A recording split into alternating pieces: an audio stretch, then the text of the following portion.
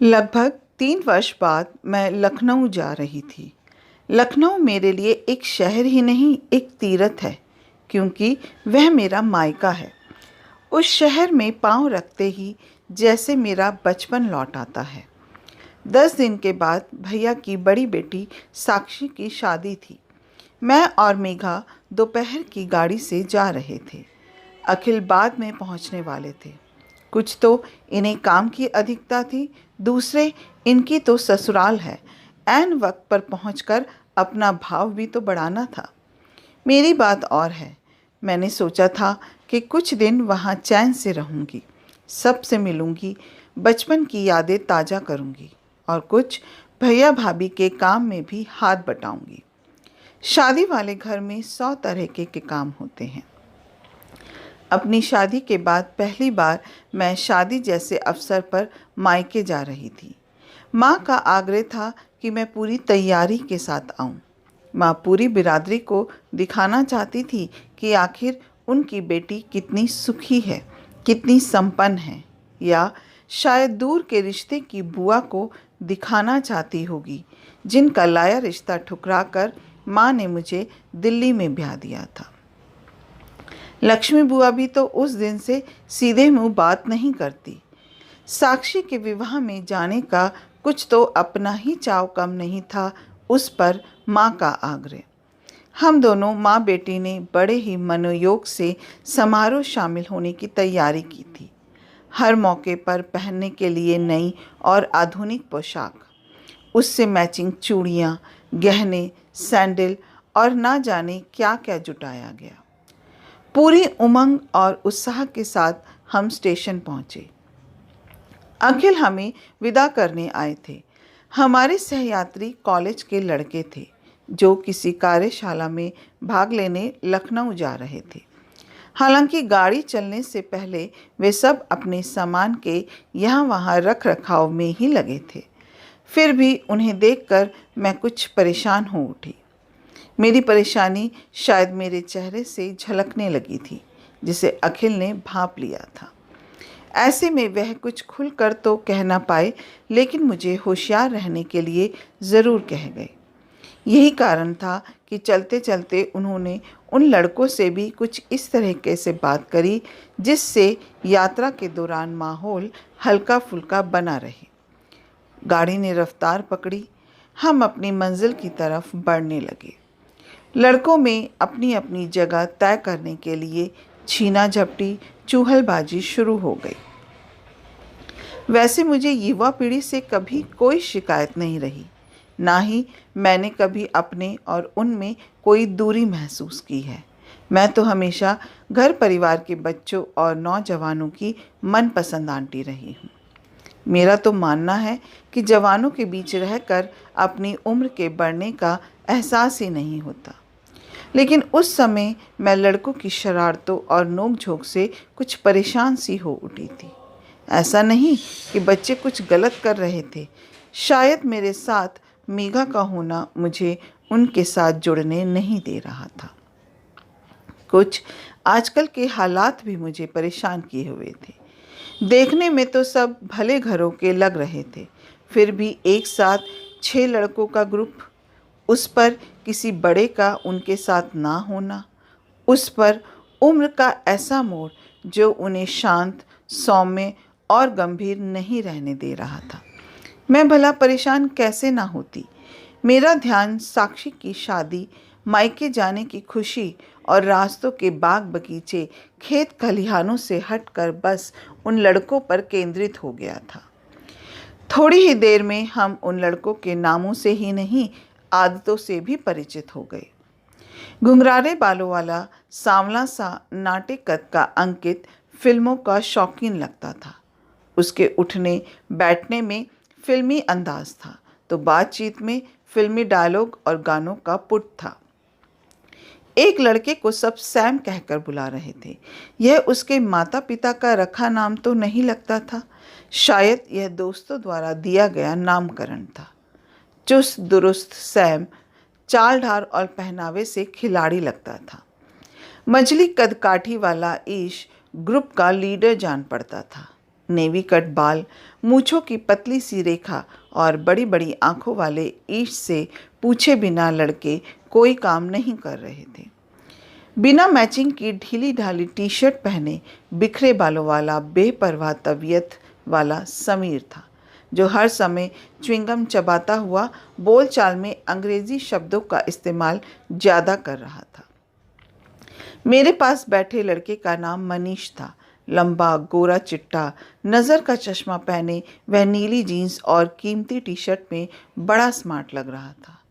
कुछ शर्मीले स्वभाव का पड़ाकू सा लगने वाला मनीष एक अंग्रेजी नॉवल लेकर बैठा हुआ ही था कि आगे बढ़कर रजत ने उसका नॉवल छीन लिया। रजत बड़ा ही चुलबुला, गोल मटोल, हंसमुख लड़का था। हंसते हुए उसके दोनों गालों पर गड्ढे पड़ते थे। रजत पूरे रास्ते हंसता हंसाता रहा। पता नहीं क्यों मुझे लगा कि उसकी हंसी, उसकी शरारतें सब मेघा के कारण हैं। इसलिए हंसना तो दूर, मेरी नज़रों का पहरा हरदम मेघा पर बैठा रहा। मेरे ही कारण मेघा बेचारी सी भी दबी घुटी सी या तो खिड़की से बाहर झांकती रही या आंखें बंद करके सोने का नाटक करती रही।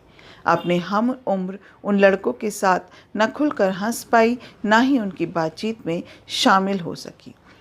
वैसे ना मैं ऐसी माँ हूँ और ना मेघा ही इतनी पुरातनपंथी। वह तो हमेशा सह शिक्षा में ही पढ़ी है। वह क्या कॉलेज में लड़कों के साथ बातचीत, हंसी मजाक नहीं करती होगी? फिर भी ना जाने क्यों, शायद घर से दूरी या अकेलापन मेरे मन में असुरक्षा की भावना को जन्म दे गया था। उनसे परिचय के आदान प्रदान और बातचीत में मैंने कोई विशेष रुचि नहीं दिखाई। मुझे लगा वे मेघा तक पहुंचने के लिए मुझे सीढ़ी बनाएंगे। उन लड़कों की बहानों से उठी नज़रें जब मेघा से टकराती तो मैं बेचैन हो उठती। उस दिन पहली बार मेघा मुझे बहुत ही खूबसूरत नज़र आई और पहली बार मुझे बेटी की खूबसूरती पर गर्व नहीं, भय हुआ। मुझे शादी में इतने दिन पहले इस तरह जाने के अपने फैसले पर भी झंझलाहट होने लगी थी। वास्तव में मायके जाने की खुशी में मैं भूल ही गई थी कि आजकल औरतों का अकेले सफ़र करना कितना जोखिम का काम है। वह सभी खबरें जो पिछले दिनों मैंने अखबारों में पढ़ी थी, एक एक करके मेरे दिमाग पर दस्तक देने लगी। भला कब तक अपने आसपास से बेखबर रह सकते हैं? काफ़ी देर तक तो हम दोनों मुंह सीकर बैठी रही, लेकिन धीरे धीरे दूसरी तरफ से परिचय पाने की उत्सुकता बढ़ने लगी। शायद यात्रा के दौरान यह स्वाभाविक भी था। यदि सामने कोई परिवार बैठा होता तो क्या खाने पीने की चीज़ों का आदान प्रदान किए बिना हम रहती?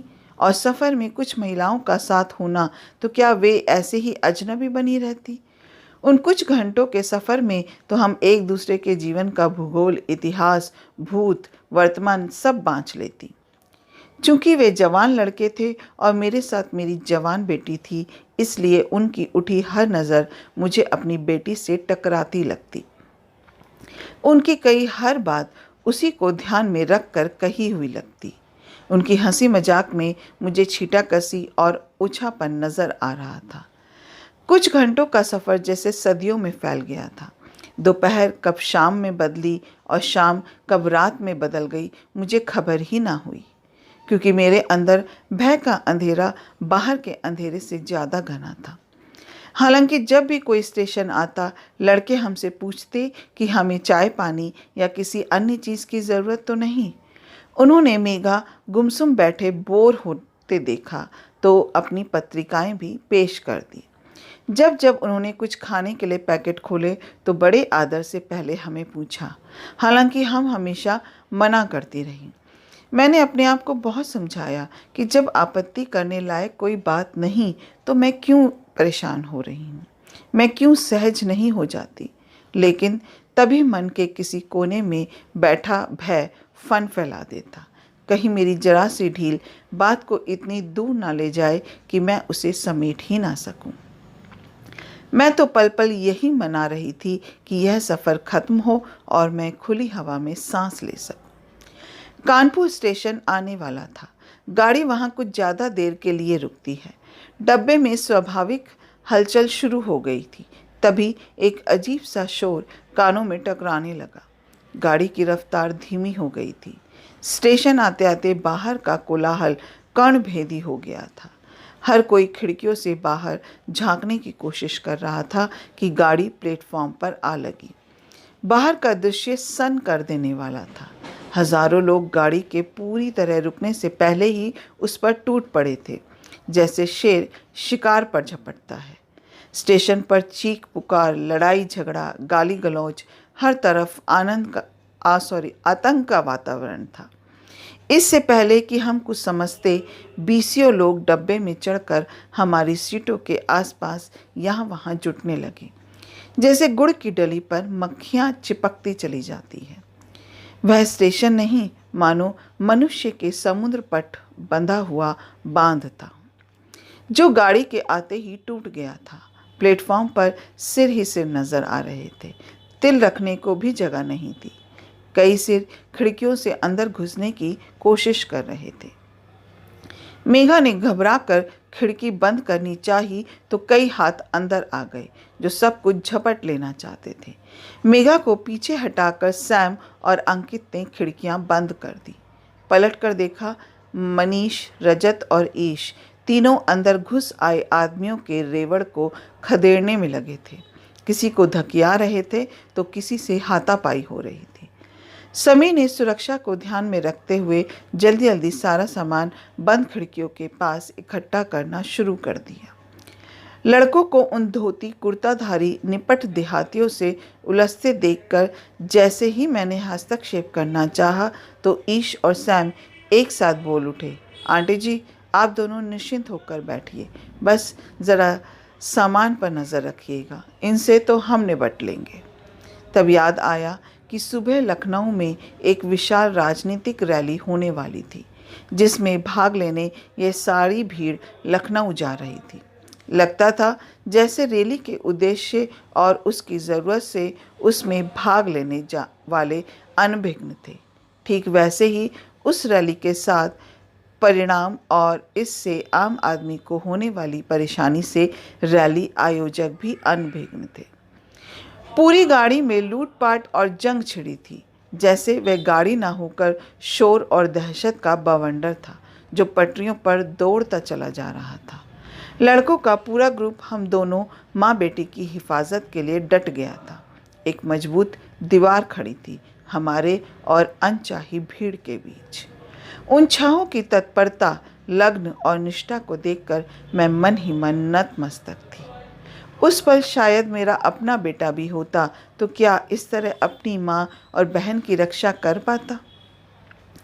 कानपुर से लखनऊ तक के उस कठिन सफ़र में वे ना बैठे, ना उन्होंने कुछ खाया पिया।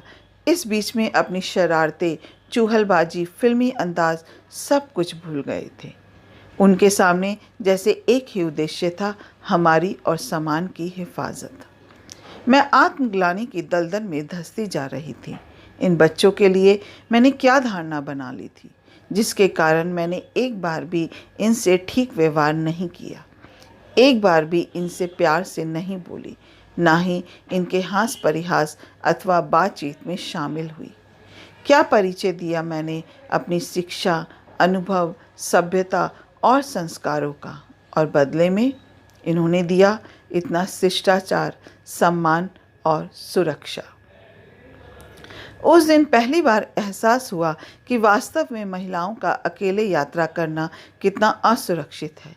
साथ ही एक सीख भी मिली कि कम से कम शादी ब्याह तय करते समय या यात्रा पर निकलने से पहले हमें शहर में होने वाली राजनीतिक रैलियों, जलसे, जुलूसों की जानकारी भी ले लेनी चाहिए। उस दिन महिलाओं के साथ घटी दुर्घटनाएं अखबारों के मुख पृष्ठ की सुर्खी बनकर रह गई। कुछ घटनाओं को तो वहाँ भी जगह नहीं मिल पाई। लखनऊ स्टेशन का हाल तो उससे भी बुरा था। प्लेटफॉर्म तो जैसे कुरुक्षेत्र का मैदान बन गया था। सामान, बच्चे, महिलाओं को लेकर यात्री उस भीड़ से निपट रहे थे। चीख पुकार मची थी। भीड़ स्टेशन के दुकानें लूट रही थी। दुकानदार अपना सामान बचाने में लगे थे। प्रलय का सा आतंक हर यात्री के चेहरे पर स्पष्ट नजर आ रहा था। मेरी तो आंखों के सामने अंधेरा सा छाने लगा था। इतना सारा कीमती सामान और साथ में खूबसूरत जवान बेटी। उस पर किसी भीड़ जिसकी ना कोई नैतिकता ना सोच, बस एक उन्माद होता है। वैसे तो भैया हमें लेने स्टेशन आए हुए थे, लेकिन इस भीड़ में हम उन्हें कहाँ मिलते। उस भीड़ में तो सामान उठाने के लिए कुली भी ना मिल सका। उन लड़कों के पास अपना तो मात्र एक एक बैग था। अपने बैग के साथ एक ने हमारी बड़ी अटैची उठा ली। छोटी अटैची मेरे मना करने पर भी मनीष ने उठा ली। मेघा के पास पानी की बोतल और मेरे पास मात्र मेरा पर्स रह गया। हमारे दोनों बैग भी ईश और अंकित के कंधों पर लटक गए थे। उन सब ने भीड़ में एक दूसरे के हाथ पकड़कर एक घेरा सा बना लिया, जिसके बीच हम दोनों चल रही थी। उन्होंने हमें स्टेशन से बाहर ऐसे सुरक्षित निकाल लिया जैसे आग से बचा कर निकाल लाए हो। मेरे पास उनका शुक्रिया अदा करने के लिए शब्द नहीं थे। उस दिन अगर वे नहीं होते तो पता नहीं क्या हो जाता। इतना सोचने मात्र से मेरे रोंगटे खड़े हो जाते हैं। मैंने जब उनका आभार प्रकट किया तो उन्होंने बड़े ही सहज भाव से मुस्कुराते हुए कहा था, क्या बात करती हैं आप, यह तो हमारा फ़र्ज़ था। दिल ही दिल में सैकड़ों आशीर्वाद देते हुए मैं उन्हें साक्षी की शादी में शामिल होने की दावत दी, लेकिन उनका आना संभव नहीं था क्योंकि वे मात्र 4 दिनों के लिए लखनऊ एक कार्यशाला में शामिल होने आए थे। उनके लिए 10 दिन रुकना असंभव था। फिर भी एक शाम हमने उन्हें खाने पर बुलाया, सबसे उनका परिचय करवाया। वह मुलाकात बहुत ही सहज, रोचक और यादगार रही। सभी लड़के सुशिक्षित, सभ्य और मिलनसार थे। हम लोग अक्सर युवा पीढ़ी को गैर जिम्मेदार, संस्कार विहीन और दिशाहीन कहते हैं, लेकिन हमारा ही अंश और हमारे ही दिए संस्कारों को लेकर बड़ी हुई यह युवा पीढ़ी भला हमसे अलग सोच वाली कैसे हो सकती है। ज़रूर उन्हें समझने में कहीं ना कहीं हमसे ही चूक हो जाती है। शिक्षा और संस्कार जिंदगी जीने के मूल मंत्र हैं। शिक्षा कभी झुकने नहीं देती और संस्कार कभी गिरने नहीं देंगे। अपना कीमती समय देने के लिए दिल से शुक्रिया। अगर आपको ये कहानी पसंद आई हो तो एक लाइक ज़रूर कीजिएगा, शेयर कीजिएगा और मेरे चैनल को सब्सक्राइब करना मत भूलिएगा। फिर मिलते हैं एक नई कहानी के साथ। जय हिंद।